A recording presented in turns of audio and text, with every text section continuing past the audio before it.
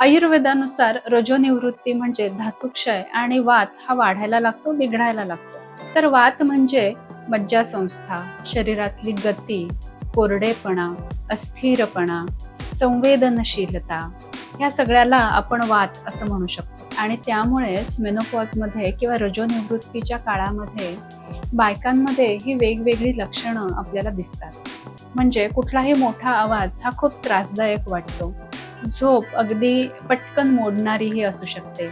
बेचैनी पटकन होते. शरीर हे आखडल्यासारखं होतं. त्वचा ही जास्त कोरडी होते. केस सुद्धा कोरडे होतात. केस जास्त वाढत नाहीत, गळायला लागतात.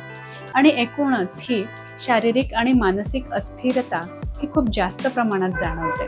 आणि त्याचप्रमाणे मेनोपॉजच्या आधीपासूनच समजा तुम्हाला ताण जास्त असेल, झोपेच्या तक्रारी असतील, पचन कमजोर असेल किंवा भावनिक थकवा समजा असेल, तर ही मेनोपॉजची लक्षणं ही अजून जास्त अधिक तीव्र ही जाणवायला लागतात. आणि ह्या सगळ्यावर पंचकर्म हा अतिशय चांगला उपाय आयुर्वेदामध्ये सांगितलेला आहे. तर पंचकर्म म्हणजे फक्त डिटॉक्स किंवा शरीर शुद्धी असं नाहीये. तर मज्जासंस्थेला शांत आणि संतुलित करणं म्हणजे पंचकर्म असा आपण अर्थ नक्कीच घेऊ शकतो.